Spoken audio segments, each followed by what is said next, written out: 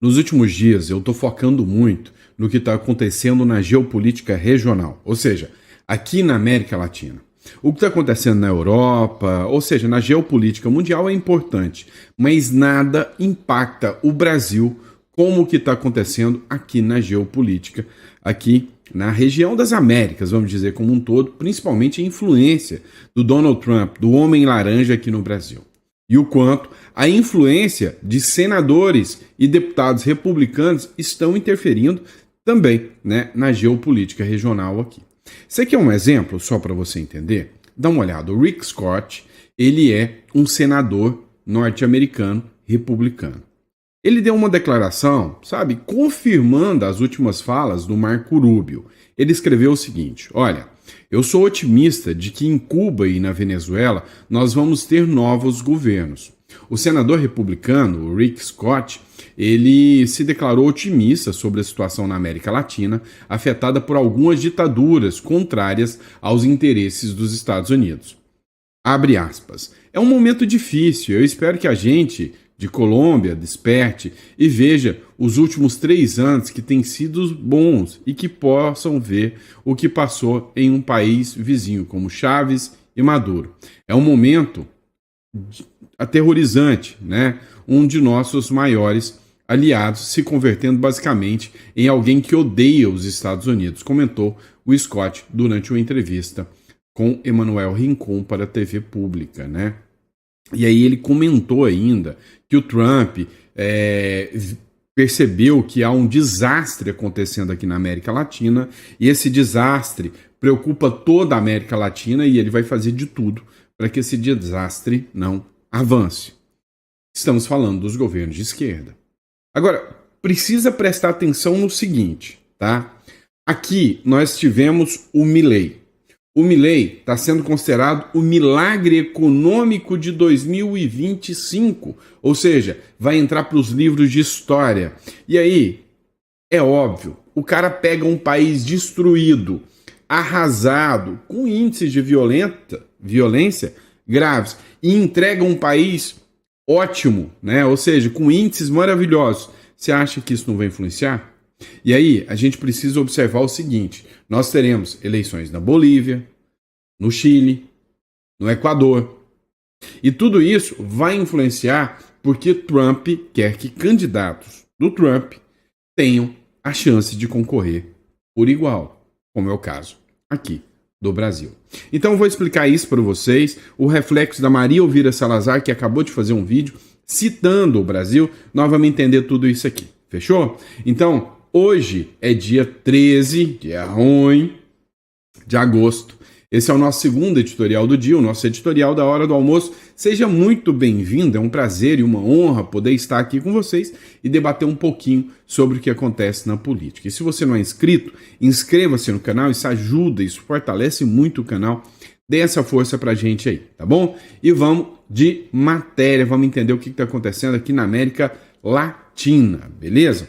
Como eu disse para vocês, né, o Rick Scott fez uma publicação, né, uma entrevista, onde ele falou que sim, os Estados Unidos vão fazer de tudo para derrubar o governo, né, genocida da Venezuela. E aí, olha só, o Ivan Kleber trouxe uma publicação aqui. O Marco Rubio disse que temos que levar a sério, eles estão inundando o nosso país com veneno todos os dias e destruindo e acabando com vidas americanas. O Marco Rubio alertou que o regime narcoterrorista de Maduro deve ser confrontado, mais do que apenas com recompensa. Ou seja, não adianta eu só chegar ali e falar, eu estou dando 50 milhões. Não, tem que mandar militares. Isso foi o que se entendeu. Dá uma olhada no que diz o Ivan Kleber.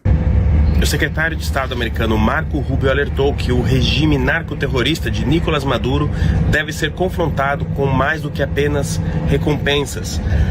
Rubio também destacou o seguinte, abre aspas, não reconhecemos a legitimidade do seu governo, o que ele é o chefe de uma organização logística dedicada ao tráfico de drogas, um cartel, o cartel dos sóis, que é basicamente comandado. Pois é, deu uma travada no vídeo aqui, pessoal. Mas o que acontece? O que a gente precisa entender? Né? O Marco Rubio, ele deu uma declaração cabal. vai acabar esse negócio de diplomacia. Ah, vamos ficar aqui dentro das 4 linhas da Constituição. Ah, vamos ficar nesse diálogo. Não. Governo ditatorial tem que cair. A Maria Elvira Salazar falou exatamente isso.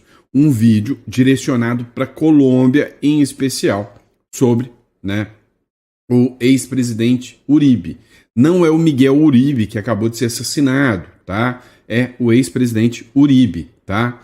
Olha só, ela fez esse vídeo aqui e nesse vídeo ela cita cabalmente, talvez um dos maiores inimigos da liberdade na visão hoje dos Estados Unidos. Olha só o que ela disse aqui. En Colombia se ha cometido una infamia en contra del presidente Álvaro Uribe. Ó, na Colômbia está acontecendo uma infâmia contra o presidente Álvaro Uribe. Ese es el mismo libreto que usa Fidel Castro y que ha usado Ele está seguindo o mesmo livro do Castro, Hugo Chávez en Venezuela. do Hugo Chávez na Venezuela. El presidente Petro no tiene ningún problema en enjuiciar a Uribe, pero defiende a capa y espada a figuras tan nefastas como Alexander de Morey en Brasil, que Mas ele não se importa em momento algum de defender figuras tão nefastas como Alexandre de Moraes no Brasil.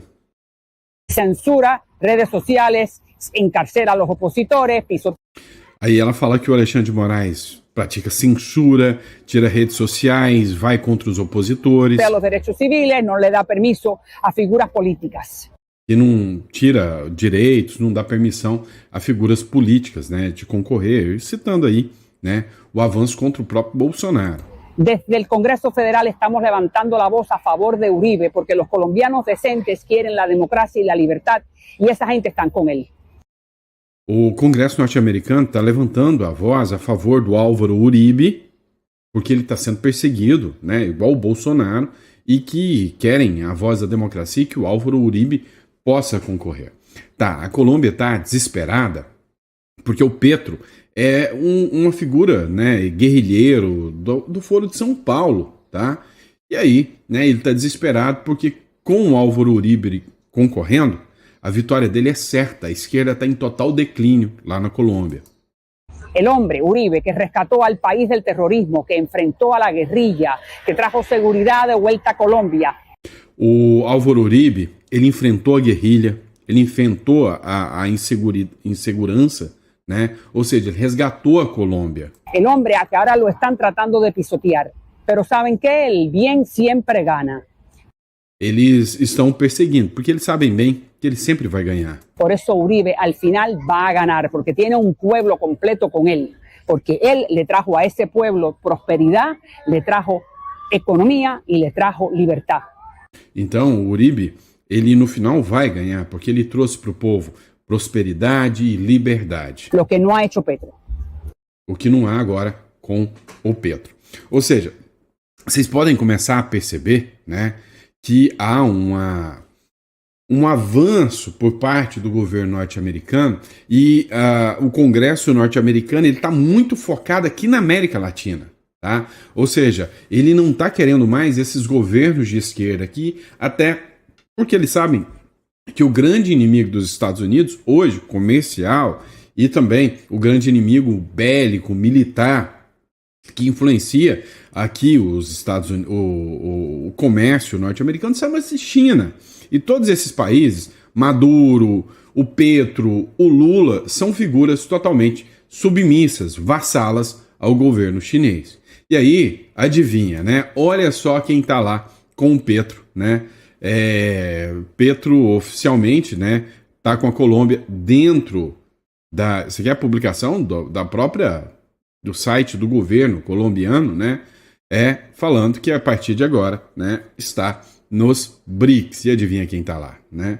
Ela, pessoal, a sapiência humana, senhora Dilma Rousseff, né? Então ela tá lá dentro, né, tá lá com o Petro dentro do Banco dos BRICS e comemorando a entrada da Colômbia para os BRICS. Ou seja, sem sombra de dúvidas, o que os Estados Unidos querem é barrar a influência dos BRICS, né, dentro aqui da América Latina. Agora, tem outro país que está levantando a voz, e aí a briga é bem parecida com o Brasil. Você não entendeu. Você acha que você é o único O Brasil é o único país que está passando por esse caos enfadonho, muito enganado. Só que o jogo está virando. Aqui do lado, um presidente vestiu um colete à prova de balas, chamou o povo, foi para a rua, porque o Supremo Tribunal Federal tomou uma decisão a favor de traficantes do crime organizado, chamou o povo e foi fazer pressão. Estão aprendendo o modelo Bukele. O Bukele fez exatamente isso em El Salvador. No próximo bloco eu vou te mostrar. Olha só, você já deve ter visto falar do Gabriel Noboa, né? Do Daniel Noboa, desculpa. O Daniel Noboa, ele é o presidente do Equador. Aconteceu uma coisa assim, muito, mas muito interessante mesmo. O que rolou? O Daniel Noboa, ele ficou muito revoltado. Por quê? Porque vai ter eleições, fizeram perseguições contra ele, mas ele é o presidente, a grande mídia está tentando fazer exatamente o que aconteceu aqui no Brasil. Tem um modus operandi e a Suprema Corte está fazendo de tudo contra o Daniel Noboa e indo a favor do governo de oposição. O que o Gabriel fez, o que o Daniel fez? Eu estou confundindo aqui por causa do nome da publicação, que é o Gabriel. O que o Daniel Noboa fez? O Daniel Noboa, presidente do Equador, liderou uma multidão frente à Suprema Corte do país em um protesto pacífico contra os ministros que interferiam no legislativo para revogar um projeto aprovado no combate ao narcotráfico. Olha só, o Daniel Noboa fez o seguinte, ele ligou o modo Bukele, tá partindo para cima dos narcotraficantes, tá querendo acabar com o narco-estado que existia lá no Equador, tem um apoio maciço do povo, né? E aí a Suprema Corte está contra o povo, né? Exatamente o que acontece aqui no Brasil. O modus operandi, direita e esquerda, é igual em todos os países. E aí, usando colete à prova de bala, cercado de guarda-costas e alguns ministros, Noboa marchou junto com milhares de manifestantes em direção ao prédio da Suprema Corte no centro da capital, em Quito. Com bandeiras e cantos, a multidão protestou contra os ministros por suspenderem as leis que davam maior poder às forças armadas para defender o país da assombrosa violência do narcotráfico. Ou seja, declarar os narcotraficantes, né, o crime organizado do Equador como grupos terroristas. Estes, olha o que ele falou, estes são juízes que estão nos roubando a paz, dizia um dos muitos cartazes que cercavam as ruas de Quito, com fotos e nomes de 9 magistrados do tribunal. Em um comunicado, a Corte Constitucional afirmou que o perímetro de sua sede foi totalmente militarizado com um incomum destacamento de forças armadas com centenas de soldados. A instituição também rejeitou a instalação de outdoors com rostos dos magistrados por se tratar de uma estigmatização, que aumenta o risco à segurança deles e afeta diretamente a independência. Nossos policiais militares se sentem desprotegidos e sentem abandonados por uma corte constitucional que decidiu virar as costas para ele, disse Noboa com o megafone nas mãos, né? Então, assim, você começa a perceber aqui, né, a ação do Daniel Noboa andando com bandeiras, né? Não são bandeiras verde e amarelas, são bandeiras amarelas, azul e vermelho, que é a cor do Equador, e aí você vê a semelhança gigantesca, né? Então, às vezes você pensa, nossa, mas aqui no Brasil, o que está acontecendo? É um momento que só o Brasil passa. Há um caos político, um caos institucional criado pela esquerda depois de anos de domínio da esquerda. Isso é fato. Mas a gente percebe que isso está mudando como um todo. Está mudando no cenário, né, geopolítico de toda a América Latina aqui. E aí, é aquilo que eu estou te dizendo. Eleições no Equador. A ideia é eliminar Supremas Cortes tendenciosas, né? É isso que é o mecanismo que está sendo utilizado foi pelo Bukele, é o mecanismo utilizado pelo Daniel Noboa, é o que Jair Bolsonaro tentou fazer aqui, não conseguiu, é o que o Milei está conseguindo na Argentina, é o que o Trump conseguiu nos Estados Unidos, ou seja, eles entenderam, né, que existe um alicerce que sustenta a base da esquerda, e eles estão tentando modificar isso, tá bom? Bora pro próximo bloco. Olha só, desejo melhoras, né, ao senhor desembargador Sebastião Coelho. Eu sou fã do Sebastião Coelho, e o Sebastião Coelho, né, está em tratamento agora, depois de muito extrapolar a saúde, né, querer brigar demais em prol de um país, acaba arrebentando a saúde, tá? E aí, acho que a esposa dele, ou a filha dele, não sei, colocou, né, um vídeo aqui, olha só, desejo melhoras, né, o quanto eu respeito e admiro a figura do senhor Sebastião Coelho. Bom dia, pastora, paz do Senhor. Bom dia, pastora Rose, paz do Senhor. Estou mandando esse vídeo aqui para dizer para vocês que meu mocinho aqui está de cama, pegou uma infecção assim, né? Imunidade muito baixa, né? Não é difícil por tudo que ele está fazendo, né? Então estamos impossibilitados de ir à igreja e pedimos oração pela saúde dele. Ele está muito desgastado, a luta espiritual é grande, a física também. Então peço oração para os nossos pastores. Um beijo grande, fiquem na paz do Senhor. Pessoal, antes de mais nada, né, queria que vocês deixassem aí nos comentários suas orações, seus desejos de melhora para esta pessoa que para mim é mais do que necessária, é um exemplo, é uma figura, né, a ser seguida, senhor de Sebastião Coelho. Meu amigo, vou deixar muito claro para você, né, que você é uma figura que merece, né, todo o valor de cidadão brasileiro, tá? E melhora logo, que o Senado precisa de você.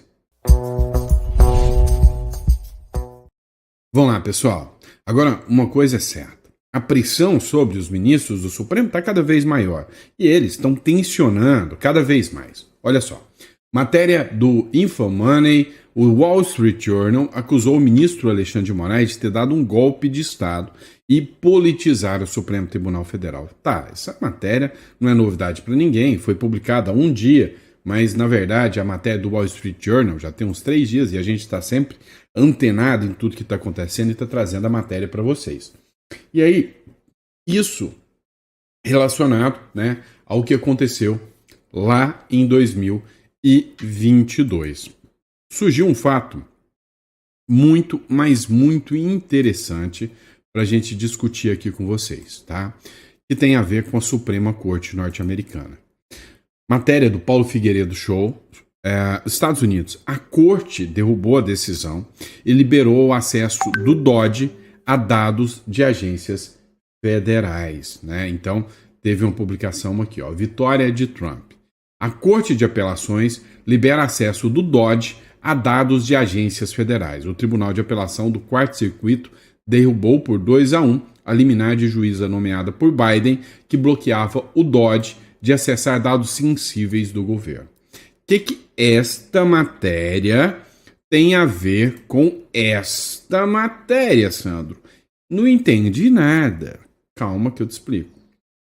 A denúncia do suposto golpe de Estado dado pelo ministro do Supremo Alexandre de Moraes, que é uma matéria da denúncia aqui do Wall Street Journal, é que teria acontecido em 2022, e inclusive não só o ministro Alexandre de Moraes, mas também, né, o Barroso, o presidente da Suprema Corte e o STF como um todo, tá?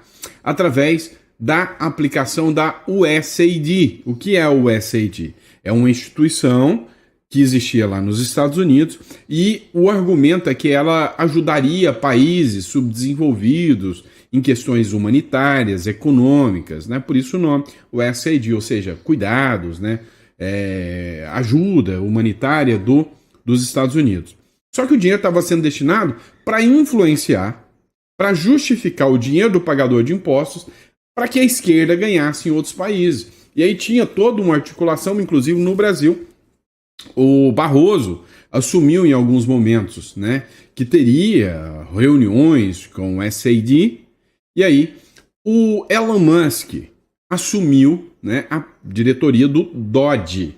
O que seria o DOJ? Uma agência criada pelo Donald Trump, que foi dada ao Elon Musk, para que ele pudesse investigar tudo dessa agência e para onde eles mandaram dinheiro e para quais países teve essa influência para que a direita caísse e a esquerda voltasse ao poder. E aí o Mike Pence, que é ex-funcionário da USAID, né, ex-secretário do Donald Trump, falou, olha, o Brasil, se não fosse a influência dos Estados Unidos e da USAID, o Brasil ainda teria Bolsonaro como presidente.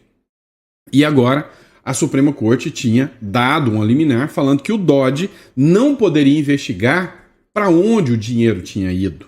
E agora isso caiu, ou seja, todos os relatórios do Dodge, todo mundo que recebeu o dinheiro está começando a ser exposto. Inclusive, o Mike Pence participou de uma audiência lá na Câmara dos Deputados, há poucos dias atrás, onde ele começou a liberar já nomes de sites, nomes de figuras, todas essas poderão ser alvos de sanções dos Estados Unidos. Mas será que isso fez com que o Supremo Tribunal Federal tivesse algum recuo? Não, lê do engano, pelo contrário. Querem avançar. E você vai entender o porquê. A ideia é que esta semana o julgamento do Bolsonaro chegue à reta final para setembro, selar de vez a prisão de Bolsonaro. Bolsonaro já está preso de forma domiciliar preventiva. Uma figura que sequer existe no Código Penal brasileiro. Não existe a prisão preventiva domiciliar. Isso é uma invenção da cabeça de juízes. Tá? Agora, olha, a defesa final de Bolsonaro põe contagem regressiva ao julgamento com o STF sob pressão. O processo do STF sobre a trama golpista dá nessa quarta-feira seu último passo antes do julgamento do ex-presidente Bolsonaro e outros 7 réus, acusados de liberar uma tentativa de golpe tabajara, né? As defesas têm até o fim do dia para entregar as alegações finais, um procedimento em que os denunciados reúnem todas as informações que foram levadas ao processo para defender as suas inocências. Teatro. Todo mundo sabe que o Bolsonaro já está condenado desde o dia, né, que ele assumiu a presidência em 2018. Ele já estava condenado, só não se sabia como, né? Tinha uma figura muito admirada pela esquerda, acho que é o Stalin que falava, dei-me o nome que eu te dou o crime. É bem assim, nesse nível. Então o Bolsonaro já está condenado. Só que eles querem condenar o Bolsonaro agora, em setembro. Só que tem uma expectativa de que o ministro Luiz Fux possa fazer vista e segurar o processo, jogando isso para 2026, né? Para um pouco até segurar a corda. Alguns acham que isso é benéfico, outros acham que não. Se o Fux fizer isso, não está ajudando. Não, só vai dar mais chance para os ministros pousarem ainda de democratas. E que se eles já condenam o Bolsonaro logo agora, eles já vão pôr digital lá. E aí, magnífico para todo mundo, né? Só que é o seguinte, ao que tudo indica, eles vão ainda além. Veja essa matéria da Andresa Matais que diz o seguinte: sobre pressão, os Supremos falam em retaliar bancos americanos e a Amazon. Você entendeu o que está acontecendo? Não vão recuar com o processo do Bolsonaro, pelo contrário, avançaram contra o processo, no processo do Bolsonaro. Tiveram uma reunião com bancos, ouviram um belo de um não dos bancos. Os bancos falaram, olha, nem que eu quisesse fazer Pix, nem nada disso, eu não consigo burlar o sistema norte-americano, porque são eles que controlam o sistema bancário. Então vocês vão ser sancionados pela Magnitsky, sim. Eu não posso burlar esse sistema. E aí, como resposta, o que eles fazem? Querem partir para cima dos bancos americanos, e aí é que o Brasil vai ficar isolado mesmo, meu amigo. Ameaças constantes da família Bolsonaro a ministros do Supremo esgotaram a paciência na corte. Olha o que dizem. Até ministros mais contidos dizem que não é possível todos os dias a família Bolsonaro ou algum porta-voz de Donald Trump mandar recados para amedrontá-los. Nas palavras do ministro, é preciso dar um basta nessa enfatização coletiva pela qual você faz o que eu quero ou eu vou te punir. Uma das alternativas é usar a reciprocidade. Então, até parece que essa frase poderia ser usada para o Supremo Tribunal Federal, né? Ou você faz o que eu quero ou eu vou te punir, né? Se bancos brasileiros foram punidos pela Magnitsky, as instituições estrangeiras que operam no Brasil serão punidas da mesma forma. Se vale dedo no olho e pisada de elefante para um lado, então vale para o outro, disse um ministro do Supremo Tribunal Federal à coluna. Meu amigo, presta atenção. Se você tem o seu dinheiro aqui em contas bancárias aqui no Brasil, você não tem noção do estrago que pode acontecer com o Brasil se o sistema, né, colapsar e literalmente entrar, né, fora do sistema global, né, fora do sistema, né, de moeda norte-americana. Nós vamos colapsar. E aí o pior de tudo é que, sabe, parece que os ministros não entendem que as críticas estão furando a bolha. Os Estados Unidos, só para que você tenha uma certa noção, tá? Os Estados Unidos são pioneiros no discurso sobre direitos humanos, né? Foi quem teve uma pressão muito grande para assinar a Convenção Interamericana dos Direitos Humanos. E aí, o objetivo da Magnitsky era para mostrar para o mundo abusos do Supremo Tribunal Federal. Não era só puni-los, era para mostrar para o mundo, olha, nós somos defensores da liberdade e dos direitos humanos. E estamos punindo porque sabemos que ali tem violações. Dá uma olhada nisso aqui. Ex-premier de Portugal, de esquerda, left people total, critica a prisão de Bolsonaro e a atuação do Alexandre de Moraes. O ex-primeiro-ministro de Portugal, José Sócrates, afirmou ao UOL que a prisão de Jair Bolsonaro é precipitada e que o ministro Alexandre de Moraes está agindo de forma inquisitorial. Ao UOL, José Sócrates disse que a crise entre Brasil e Estados Unidos é a oportunidade para o Brasil se consolidar como uma potência, né? Ou seja, se ele souber negociar, ele vai se dar bem. Liderar o sul global e influenciar a Europa. Isso aqui é conversa de esquerdista, tá, gente? Eu não acredito nisso não, tá? Mas é o que ele falou, tá? Agora, crítico da interferência externa na justiça, ele também aponta falhas na atuação do ministro Alexandre de Moraes. Para o ex-premier, pelo Partido Socialista, a sigla que deixou em 2018, a prisão de Jair Bolsonaro é precipitada e Moraes age de forma inquisitorial. Ele enfrenta julgamento em Portugal por supostos crimes de corrupção, fraude fiscal e lavagem de dinheiro durante o seu governo. Acusações que nega, né? Foi muito crítico de Bolsonaro, achei o governo dele horrível, mas acho um erro a esquerda ficar satisfeita com a prisão.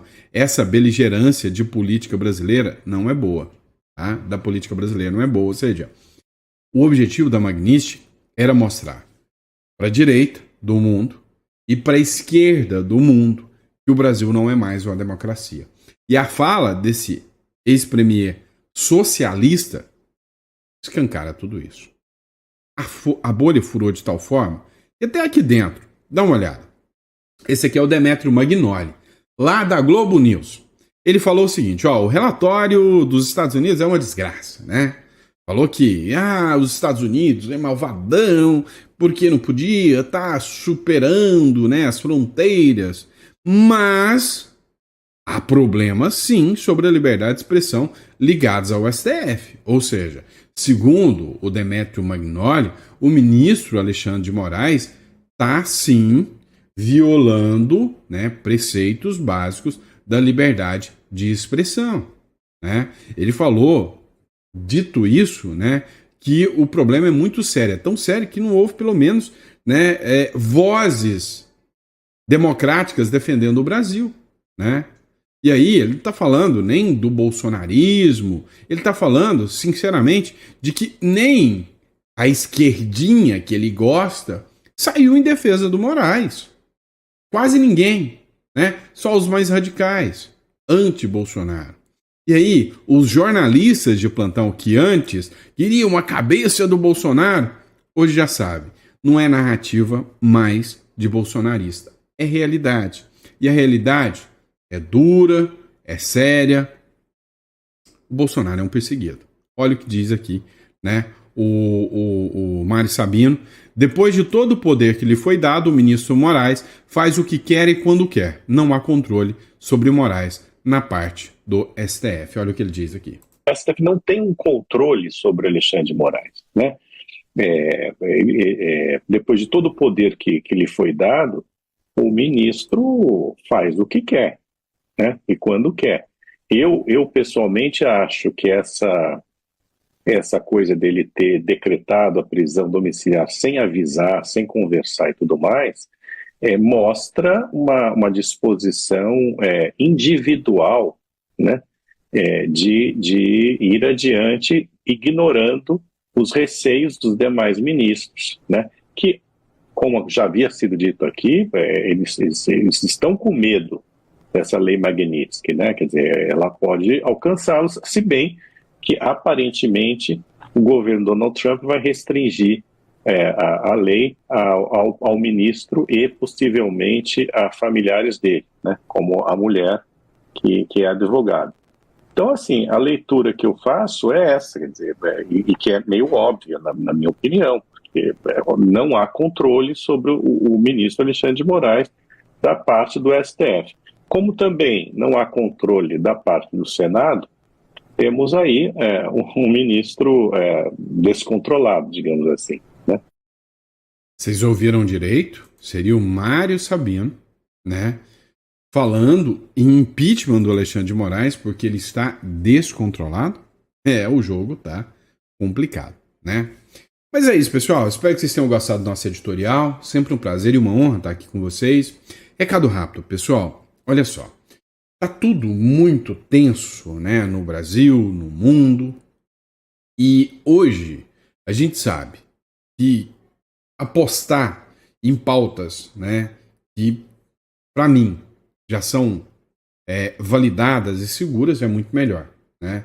Na boa, quem você acha que tem mais chance de crescer? O governo norte-americano com o governo de esquerda ou o Brasil aqui com o Lula?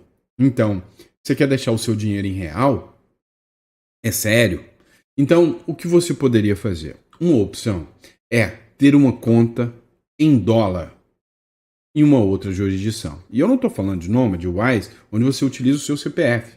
Eu estou falando que você pode simplesmente, né, mudar uma residência, ter uma residência legal lá no Uruguai, que é a mais barata, a mais rápida, e cá entre nós, nos últimos 30 anos, a economia, a situação jurídica mais estável de toda a América.